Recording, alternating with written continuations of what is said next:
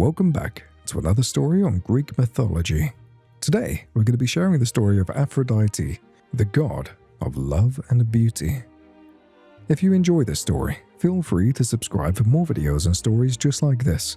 But for now, lay back, relax, and enjoy the story of one of the most controversial gods in Greek mythology. The sea was calm, the waves rolling gently under a golden dawn. But as they parted, something miraculous occurred. Rising from the foam, untouched by time or mortality, was Aphrodite, the goddess of love and beauty. Born from the 7 remains of Uranus cast into the sea by his own son, Cronus, she emerged fully formed, stepping onto the shores of Cyprus. Flowers bloomed where her feet touched the earth, and the wind carried the scent of honey and roses as the world itself seemed to bow to her radiance. The Olympian gods marveled at her beauty, but beauty alone did not define her. Aphrodite was a force both divine and dangerous, the embodiment of love's ecstasy and destruction, of passion and war. As she ascended to Olympus, she would shape the fates of gods and mortals alike.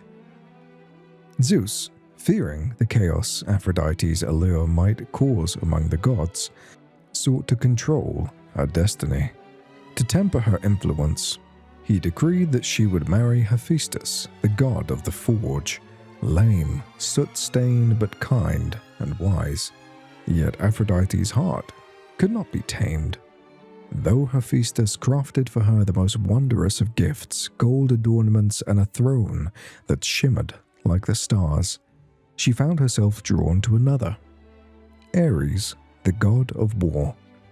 Their passion burned like a wildfire, reckless and consuming, and from their union came Deimos, Phobos, and Harmonia, each respectively representing terror, fear, and harmony, a testament to both the beauty and destruction love could bring. But love for Aphrodite was never simple. Mortals and gods alike fell under her spell, for she could weave fate with a mere touch. And among those caught in her web, none suffered more than a young mortal named Paris of Troy. At the wedding of Peleus and Thetis, an uninvited guest arrived, Eris, the goddess of strife. She threw forth a golden apple inscribed with the words "To the fairest." Aphrodite, Athena, and Hera all claimed it as their own, and so the task of choosing the most beautiful goddess fell to Paris, a Trojan prince. Each goddess offered him a gift, but Aphrodite promised him the love of the most beautiful mortal woman, Helen of Sparta. Enchanted by her words, Paris gave the apple to Aphrodite, sealing his fate. Thus, Helen was taken from her husband Menelaus, and the great city of Troy stood at the center of a divine war. Aphrodite, ever faithful to those she favored, stood by Paris, shielding him from harm, guiding his arrows, even when the gods themselves turned against him. But love's power is fickle, and even the goddess of passion could not stop the wrath of fate. As the war raged on, and as Troy burned, Aphrodite watched the destruction her influence had wrought. Her gifts were many, but even she could not control the consequences of desire. The fires of Troy burned into the heavens, and the cries of the dying echoed through the ruins. Aphrodite, who had once promised Paris eternal love and triumph, now watched helplessly as fate unraveled before her. Even as she shielded her favored mortals, the gods had already decided the age of Troy was over. Yet Aphrodite was not a goddess to weep for the past. Love was eternal, and so was she. Even in the aftermath of war, she would shape the world in ways even the Olympians could not predict. Though known for her powers of the heart, Aphrodite was also a goddess of vengeance.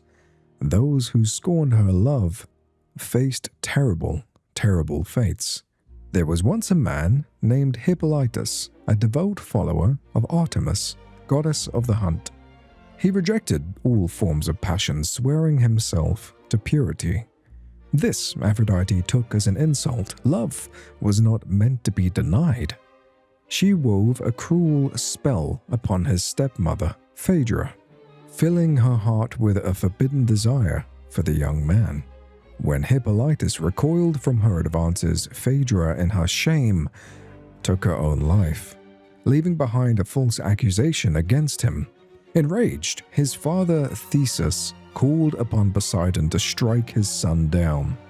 And so it was that Hippolytus met his end, crushed beneath his own chariot. It was a tragic lesson, even for those who deny love cannot escape its reach.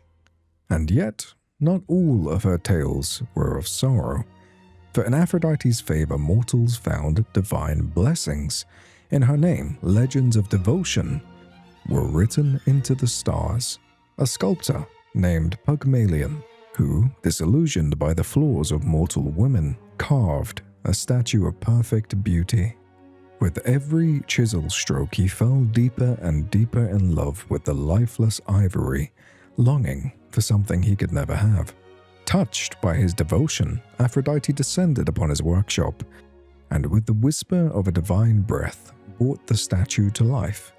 Galatea, as she came to be known, opened her eyes to a world where love conquered the impossible. Pygmalion and Galatea's story was one of Aphrodite's greatest gifts, proof that under her gaze, even the coldest stone could be warmed by love.